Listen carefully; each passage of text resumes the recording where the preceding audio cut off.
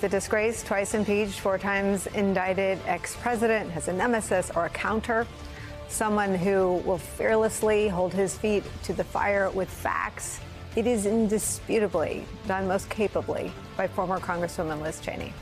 As vice chair of the January 6th Select Committee, that was just a smidget of what she had to say and do there. Fearless.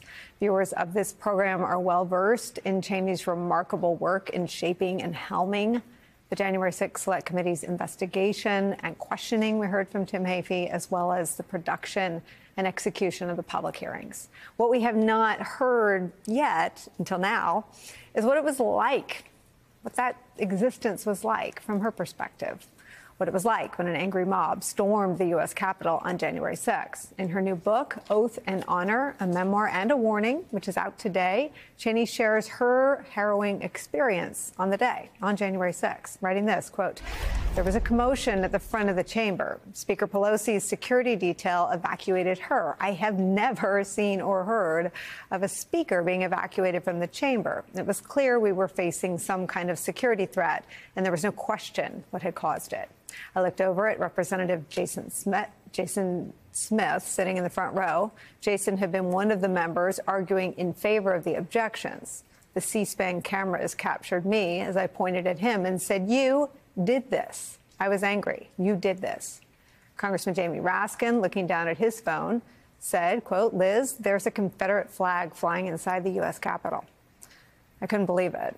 That hadn't happened even during the Civil War. My God, Jamie, what have they done? The unmistakable sound of rioters pounding on doors outside the chamber was getting louder and louder. Inside, Capitol Police were slamming doors shut and locking them. We were being locked in. People were saying our chairs were bulletproof, that we could take cover behind them. Jim Jordan approached me. Quote, "We need to get the ladies off the aisle," he said, and put out his hand. Quote, "Let me help you." I couldn't believe what I was hearing. Really? He and his co-conspirators in the White House and Congress had provoked this attack on the heart of American democracy. And now he thought I needed or wanted his help? I swatted his hand away. Quote, "Get away from me. You effing did this." As Jim scurried off, there was another announcement from the Capitol Police. "We have tear gas in the rotunda. Please be advised. There are masks under your seats. Please be prepared to don your gas masks." There was an awful din in the chamber as the whine of the air mask mingled with the sounds of members calling loved ones and preparing to fight the mob. The pounding outside of the doors seemed to grow louder. I remember thinking it sounded like the mob had a battering ram. Suddenly, people were running in the aisle at the back of the chamber. The mob was battering the doors to the chamber itself, attempting to invade. Members of Congress and plainclothes Capitol Police officers were rushing to find whatever they could, benches, desks, chairs, to barricade the door and defend the chamber. It sounded like gunshots, but was likely the sound of glass shattering, filled the air. People began yelling, "Shots fired, get down." A member of Congress, his voice filled with fury, yelled at the mob, "Stop it, you sons of bitches, stop." There was only one person they would have listened to. The man who provoked this attack, the man who mobilized the violent mob and sent them to the Capitol, the man who for months fed his supporters lies that the election had been stolen from him, the man who told them that they had to fight like hell to save their country. That man was sitting in his dining room at the White House 2 miles away watching TV coverage of the attack on the U.S. Capitol. Donald Trump refused to tell the mob to leave. It is heart-pounding. I've read it 3 times. It makes my heart pound to read it again. It is essential that you read it, and we are honored to have you here to talk about it today. I am marked, as I'm sure you are, and it comes through in these pages, by the accounts of 9/11. And for the first time, you seem to give some texture to the way that the law enforcement officials who protected the Capitol that day, in some ways, rushed inside the burning towers, if that's a fair parallel to draw. Well, you know, one of the things that I talk about in the book was a very intense reaction that I had, actually, the first time I saw the video of Vice President Pence being rushed down the steps, evacuated from his office in the Capitol, and the image that immediately flashed in my mind was my own father. To the PIOC. Exactly. When he was vice president and the Secret Service was evacuating him to the PIOC. And while, of course, on 9/11, 3,000 Americans were killed, and this isn't to compare those two things, but I do think it's really important for people to understand, and I talk about the speech President Bush gave that night from the Oval Office, where he said the terrorists can attack the foundations of our biggest buildings, but they cannot attack the foundations of our democracy.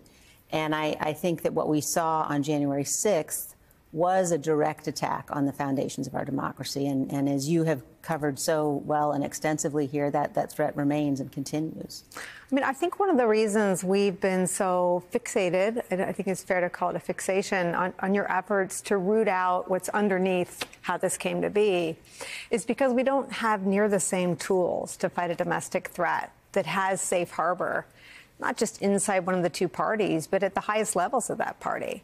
The current speaker, who you write new and riveting things about that I want to ask you about, today talked about blurring the faces on the security footage and the footage of January 6th. What do we do about that? I think it's a really important point, because I think that the way that we defeat this threat is through the truth and through making sure that people remember, as you said, the violent attack on our police officers that day, the violence of that assault. And so, for example, you know, Mike Johnson has continued to claim that he's for transparency, that he's releasing the videos from that day. He ought to release them. He really, you know, I don't know what he's waiting for. I don't know. He's waiting to blur the faces. Right. And she look, said I think, time consuming. Yeah. I mean, the other thing to note is the Department of Justice has already got all of these videos. Right.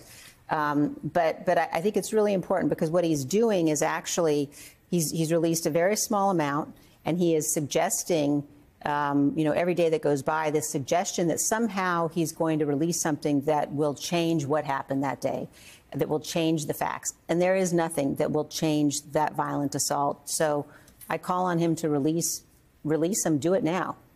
I want to ask you about what you reveal in greater detail than I understood before reading all this, and that was his role in the objections and this sort of sticks in my brain from covering Dominion, but the known falsity, and it would appear from his own lawyers, the known unconstitutionality of the objections. Can you talk about his role?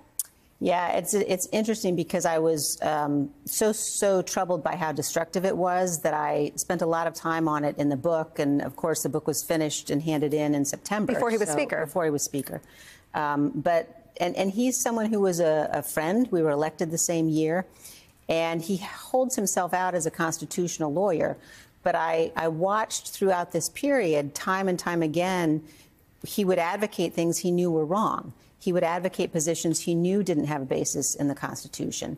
And when I would confront him and tell him that his legal reasoning was inaccurate, was wrong, he would often, you know, suggest that he agreed. And he did the same thing with Kevin McCarthy's chief counsel. He knew that he was making arguments for which he didn't have a basis, but he continued to do it. He was desperate in many ways for Donald Trump's approval. To be sort of in Donald Trump's inner circle. And I do think putting someone like that in the speaker's chair, as much as it pains me to say, is really dangerous for the country. Is he more dangerous than Kevin McCarthy? He's smarter. That's saying a ton. And I think that look, both of these speakers.